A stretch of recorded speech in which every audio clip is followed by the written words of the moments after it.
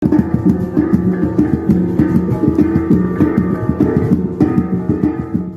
day, Davao Portal followers! Nagabalik inyong higalang DP para sa another episode, specifically atong hisgutan ang part 4 sa High Priority Bus System. Ang katapusang hugna sa atong discussion sa mga ruta na nakapaloob sa High Priority Bus System or Davao Bus. Sa di pa ta magpadayon, magpasalamat una ako sa inyong tanan sa support. Sa wadamhan niabot na og 500 subscribers or 590 plus, specifically ang Davao Portal sulod lang sa 3 months. So, salamat kayo, no? Wa tay laing goal ani nga channel kundi ang pagbantay sa mga developments sa atong syudad. Who knows, no? No, wa ta kabalo, no? Ang Davao mahimong Singapore-like city in the future, in the near future. So padayon to sa pagbantay, padayon to sa pag-update sa mga developments sa city, and padayon ta sa pag-call out and or to give suggestion, no? So, kung natin mga makitang medyo dili kaya siya yung tama sa atong palibot diri sa dakbayan, hantod nga maabot ang atong mga suggestion dito sa mga concern ng mga entities, no? Specifically sa LGUs. So thank you very much sa pag-subscribe. We are more than 500 strong subscribers na, no? So, let's go back to the topic at hand. Una natong na-discuss, no, ang Metro Davao and Davao Inter and Davao Feeder na mga tier. And now, nanata karon sa katapusan nga hugna.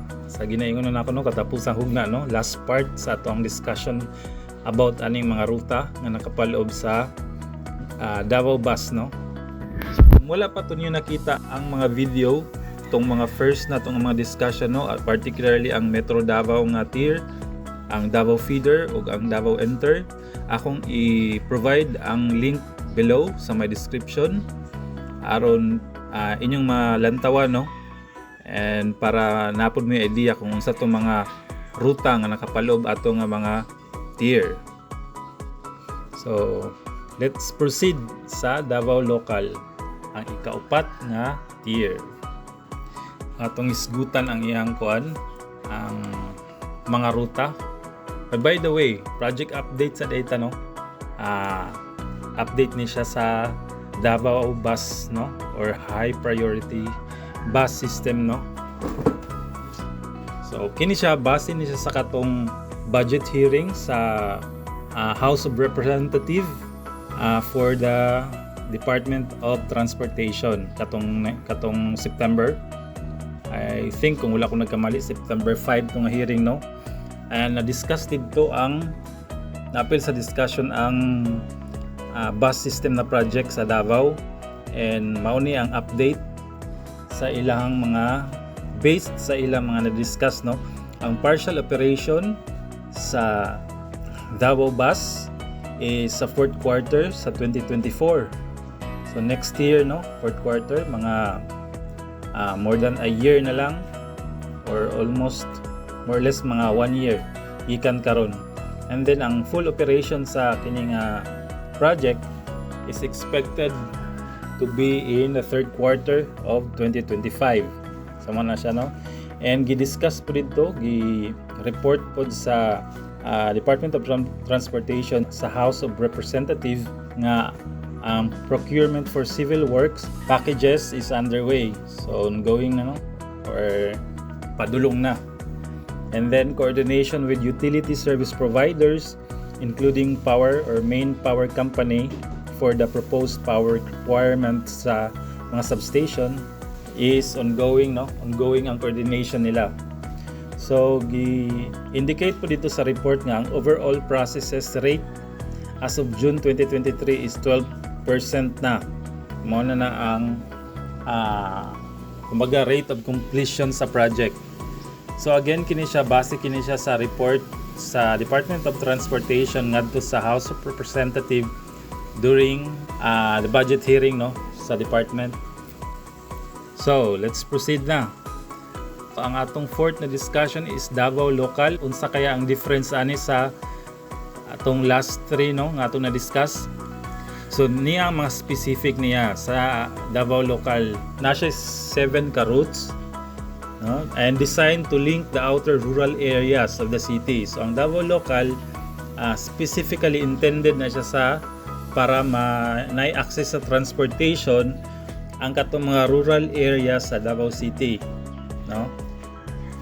And i-link na siya sa bus system at integrated bus terminal and sub-center location.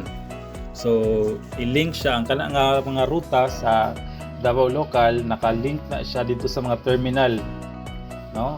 Sub-center location. Ang sub-center, for example, kining Turil, Kalinan, and Bunawan. Muna siya, no? Na diha itong mga terminal. So diha mo kuan ang kaning basically ang ruta aning mga Davao Local dito sa rural areas paingon sa mga terminal sa mga sub-center locations. And it is expected to provide regular services. Bus stops at every 400 meter, same sa Davao Feeder, no, o Davao Inter na siya bus stop every 400 meter. And hail and ride for less populated section of the routes. So aside sa mga kuan, pwede siya mo ni ang main difference sa local or sa Davao Local from other na mga tier, no? Kaya ang Davao Local na siya feature nga hail and ride, meaning bisag asa nga kuan na mga portion nga agian sa ruta sa Davao Local na mga bus nga pwede nga mupara, no? Mupara ang mga pasahero bisag wala siya sa bus station or bus stop, no? Specifically katong mga less populated na section. So meaning dili tanan nga agian niya nga ruta is na ay mga bus stop, no? Siguro katulang mga areas nga medyo dagan-dagan og population, pero pag katunang mga kuan dili na kay populated pero magian gyapon siya sa bus, ang mga pasahero pwede na dito maghulat and mupara na lang siya. So inana, no, mo na ang kalahian sa ay ang main difference niya sa lain nga mga tier. And then sa bus size niya, ang iyang gitason sa bus is 8.9 meters, no? Gagmay siya. Mao yata niyang pinakagamay sa sa tulo ka klase nga bus, mao niyang pinakagamay 8.9. Kaya hinumduman natong ang katong sa Davao Feeder ug sa Davao Inter, ang gitason sa bus niya, no, ang gidako nasa mga 12 meter, no, ang iyahang gitason. So kining sa Davao Local, mga gagmay lang nga bus ang gamito, no, measuring 8.9 meters. So mao ni siya ang nasa propose, no, sa ilang report sa DBM, mao ni ang ilang propose na murag design para sa kining mga bus nga gamiton sa Davao Local. And then like the other tier or ang Davao Local, ang iyang ticketing system is integrated electronic, no. Wala ko nakakita nga na mention ang cash dito, no. Pero possible na siya, no, kung i-pattern nila ni siya nga ticketing system dito sa Japan, kay naaman siya ikuan dito cash, pwede ka mo bayad og cash, murag ihulog lang nimo dito sa ilang murag butanganan kilid sa driver, and then bago mo abri tong kuan kumanaog ang unsa inana ang sa Japan, no. At the same time pwede pud naapoy ka ng card sa diring bus system sa Davao. So far wala pa ko nakita, no, nga nag-mention og cash or basig na overlook lang nako, i-try lang nato na og review. Pero ang ilang ticketing system integrated electronic, no. So meaning ani pwede ni siya katong murag card, murag beep card, and possible pwede po ni siya nga gamit ang phone, no, kini mga QR na lang, QR code, or pwede po siguro ni nga mga online wallet ang imuhang gamiton para magbayad, integrated electronic. So mo na siya ang mga specific, no, mga important na mga dapat timan-an nga features aning Davao Local na tier.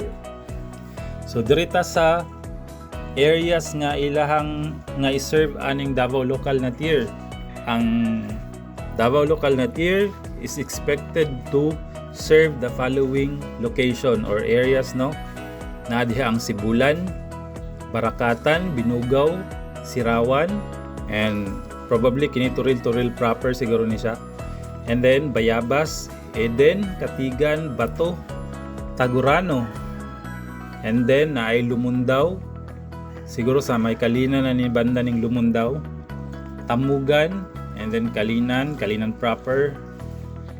Then Carmen, then naay Kadalian or Kadalian, and then Baguio, Malagos, Lacson, Lamanan, Inayangan.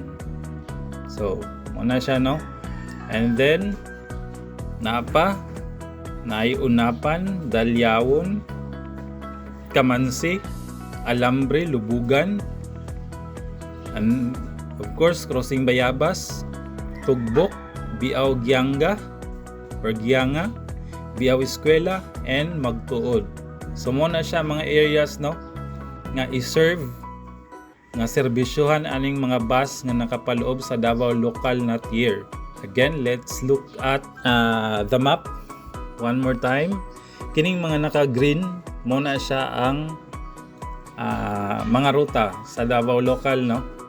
Makita ninyo na dire halos sa may Turil na area, and then dire sa may Kalinan, no, Kalinan og sa may Tugbok muna siya green na nang mauna mga serbisyon. And then ay isa dire ka green sa may siguro mo ni siya paingon sa may gikan Tugbok paingon sa may Langob, no, or sa Magtuod. So muna siya ang overview, no, sa Davao Local na tier. Iya mga ruta. So dirita sa iyang mga agian ng mga lugar, no, sa iyang ruta. So kining ruta nga 291 which is from Barakatan to Eden, ay moagi ni siya sa manukad siya sa may Inawayan, Barakatan Road.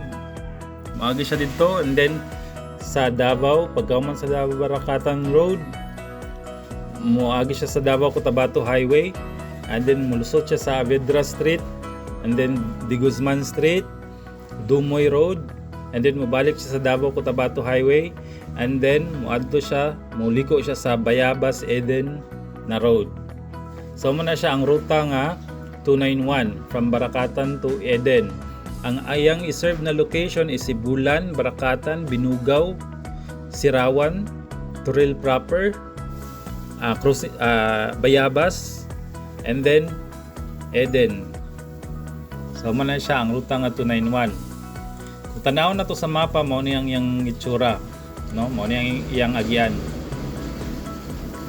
Then dirita sa 292 nga ruta, Katigan to Tagurano. Ang Katigan to Tagurano nga ruta, moagi ni siya sa Sirawan Katigan Road, and then moadto sa Davao Cotabato Highway, moagi sa Avedra Street, mulahos sa Agton Street, and then mobalik sa Davao Cotabato Highway, and then sa Bayabas Eden Road, and then Bayabas Bato Tagurano Road. Mao nang iyang agian. So ang iyang mga area nga i-serve, Katigan, Sirawan, Turil proper, Bayabas, Bato, ug Tagurano. So muna siya, no. Dirita sa 293, Lumundaw, Kalinan. From Lumundaw to Kalinan. So, moagi siya sa Davao Bukidnon Highway, and then sa Sevilla Puerte Street. No, ang iyang i-serve ng mga lugar is Lumundaw, Marilog proper, Tamugan, and then Kalinan Poblacion or Kalinan proper. Narita sa ruta nga 294, Carmen to Inayangan. No, ang iyang agian ng mga lugar is Kalinan Baguio Road, Davao Bukidnon Highway, Barangay Lacson Road, and then moadto siya sa Kalinan Pakibato Road. So ang iyang i-serve ng mga lugar is Carmen, Kadalian, Baguio proper, Malagos, Kalinan, Lacson, Lamanan ug Inayangan. So mo na no. Kung tanaw na to sa mapa, mao ni ang iyahang itsura no. Now let's proceed to Route 295 nga rutang Tambubong to Kalinan. Nakadto ka ring Tambubong ba? Layo-layo ni ba? Siguro nagsakay may kanang pedicab no, or kanang pedicab to among gisakyan ang Tambubong gikan sa Kalinan na nanukad mi or nigikan mi og mga alas 9, naabot mi didto mga kuana hapit na alas 12 sa to. So layo ng Tambubong no. So kung inana ang bus maabot po dai didto. So it's good no, kay medyo lisod po ang sakyanan dito no. So maayo kay maabot day ang ruta dito. Maabot day ang bus dito. So Tambubong to Kalinan no, muagi siya sa Tambubong Road, and then of course maagi na siya sa Davao Bukidnon Highway, and then sa Sevilla Fuerte Street sa may Kalinan. No? Ang iyang iserve ng mga lugar is Tambubong, Unapan, Tamugan, Lacson, and Kalinan Poblasyon. Next, dirita sa rutang 391. Ang ruta nga Daliawon Plantation to Toril. No? Muagi siya, ang iyang agian ng mga kalsada or street is Daliawon Plantation Kamansi Road, and then Kamansi Alambre Road, and then Alambre Lubugan Road, and then Davao Cotabato Old Road, and then Agton Street, and then Andaya Street. Ang iyang iserve na mga lugar is Daliawon Plantation, Kamansi, Alambre, Lubugan, Crossing Bayabas, o Toril proper. Muna siya ang rutang 391. And last but not the least, ang rutang 691. Ang iyang kini siya is from Tugbok to Waan. No, ang iyang agian na mga kalsada o road is Biao Road, and then Magtuod Tugbok Road. Ang iyang iserve na mga lugar is Tugbok, Biao Gianga, Biao Eskwela ug Magtuod. So mao na siya ang mga ruta no nga nakapaloob sa Davao Local na tier. Again, usbon nako ang kini nga tier is expected to or designed to link the outer rural areas no, para makonekto mga rural, especially itong sa mga apla no, sa mga kabukirang bahin ano, almost sa outskirt na siya sa Davao City, or makonect ni nga mga rural areas paingon sa subcenter locations. Again, ang subcenter location mo na siya ang Toril, kay Nadia ang terminal, and then Kalinan and Bunawan dito sa north. So mo na siya no. So mo na siya ang mga ruta na nakapaloob sa Davao Local nga tier. So maulan na siya no ang atong discussion no, nahuman na gyud ang atong discussion sa about sa mga ruta nga nakapaloob aning Davao bus system or high priority bus system sa Davao City. So akong ibutang ang link no sa source aning information, particularly sa my description below, in case nga namin mga question nga dili ko available para mutubag, pwede mo adto sa description o adto lang ang link para matanawan ninyo ang katong source o makita ninyo ang mga tubag no sa inyong mga pangutana dito. And again, kining akong gikuha na source is kining sa Reddit ni ko ano, Limwell, thank you very much sa imuhang gi-present no, comprehensive na gi-publish na content about ani nga project sa Davao Bus. And mula na ang atong discussion karon mga higala, ang katapusan nga part no sa ato ang Davao Bus na discussion specifically about sa mga ruta nga nakapaloob sa kini nga project. Kana lang. And then kung wala pa mo naka-subscribe, please do subscribe sa atong channel. I-click lang ng subscribe button, no? O i-appeal na lang po ng notification bell para updated mo, wala mo ma-miss na mga episode nga atong i-upload sa kini nga channel. Kana lang. Thank you very much. Bye-bye.